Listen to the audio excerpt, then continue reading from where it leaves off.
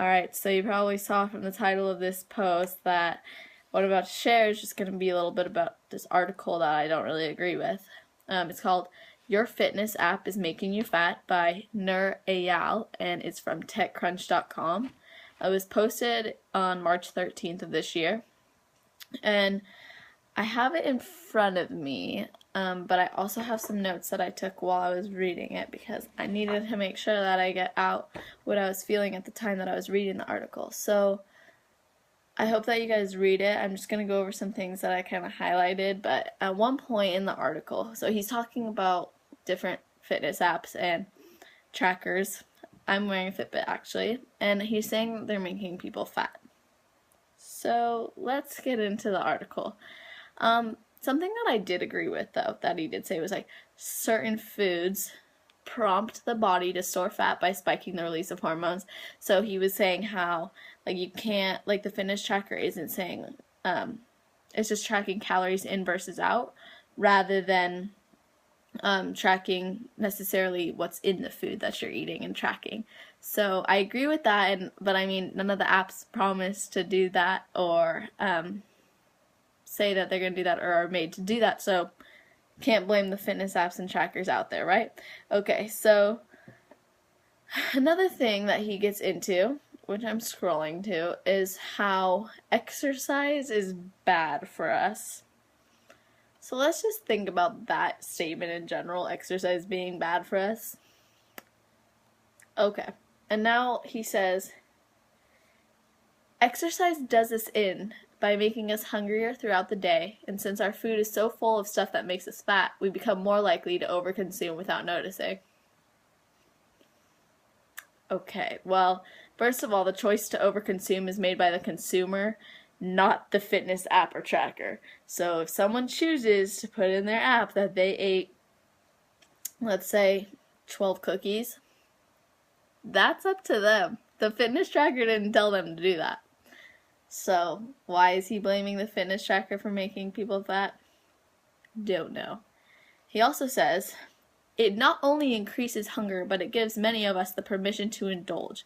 The phenomenon is called moral licensing. Definition: the psychological tendency to splurge in one area of our life when we're being good in another. Okay, so I wrote something about this I'm going to read. So, moral licensing is not created by the app. It's even stated in the definition that it is a psychological tendency. So, like I mentioned before, it's not up to the app to keep you from splurging after a workout. It's a log for people to use, so it's up to the person. And it also allows us to see what we're eating, what we're doing actively. It keeps us accountable. If someone chooses to eat the 12 cookies after a workout, then that's their choice. It's not the app's choice. So just going back on the fact that blaming the fitness tracker apps or anything like that for making people fat just doesn't make any sense to me. And then he goes on to say, I should note that exercise isn't bad for everyone, just those who hate doing it, which is most everyone who is not already doing it. And he continues to say, sure, we can starve ourselves for a while or pay homage to the elliptical machine for a few weeks, but eventually we give up if it's not fun. That's why the only people who sustain using these bossy services are those who already tracking their activity and nutrition before they started using the app, or the relatively few who somehow learned to enjoy the behaviors for their own sake. Okay. So this guy is writing with such a negative tone towards getting fit or leading a fit lifestyle, and obviously he has skewed ideas on what being fit or getting fit means. If he is referencing starving oneself or killing ourselves tirelessly on the elliptical or any other cardio machine for that matter, and he says that these people using them successfully or already fitties or somehow learned to enjoy exercising, making it seem like working out is the worst thing in the world. So he's basically going on this whole thing and he's making it sound like working out has got to be the worst thing a person's ever done. So that makes him completely not credible at all. He is not credible because he's writing with such a emotion that it's like him saying working out is bad for you. It's because he clearly doesn't understand what it takes to get fit or lead a fit lifestyle. And basically everything he really references is being the problem or the cause of like these fitness apps is like all actually based on human behavior. It's not actually the app. And if someone eats and logs unhealthy foods, I'm referring to this, but if someone eats or logs unhealthy foods or works out a ton or not at all, then that's the personal choice of the person. That's not the app. That's not the app at all. So it's not the app making a person fat. It's the lack of knowledge on how to get fit, or lack of positive choices, or anything like that that's based on the human, the person, me or you.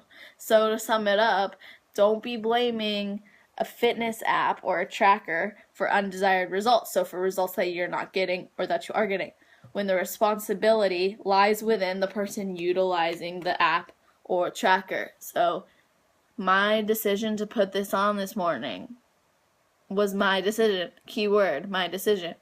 It didn't magically wind up on my wrist. So if it wasn't there, we couldn't say, oh, it's the tracker's fault for not being on my wrist. That makes sense, right, everybody? No. So let's be real. If anything's making a person fat, it's the personal choices from that human being. So to blame a fitness tracker or app or device, whatever, that's irrelevant. It makes no sense. I hope you guys check out the article and let me know what you think, and we can talk about it together, and it would be super fun because then we can basically just complain with each other about it and talk about why fitness apps and trackers are actually wonderful, and they get you on track, and they make you feel consistent, and they make sure that you are held accountable. So that's my opinion on them. I love using mine because it's a great way for me to really track calories in versus calories out, what I'm eating, making sure that I'm where I want to be, and I'm taking in what I want to be taking in. And it's also just super inspiring and motivating. It's like, oh, you know what? I'm going to do this for myself. There's a reason why I have this. So there's a reason why I want to be tracking myself. So let's not blame these devices that were made to help us. Instead, let's take the responsibility into our own hands. So thanks, guys, for listening to my rant, and I hope you have similar things to say or argue back with me, because I would love to hear that too. We could have some intelligent conversations.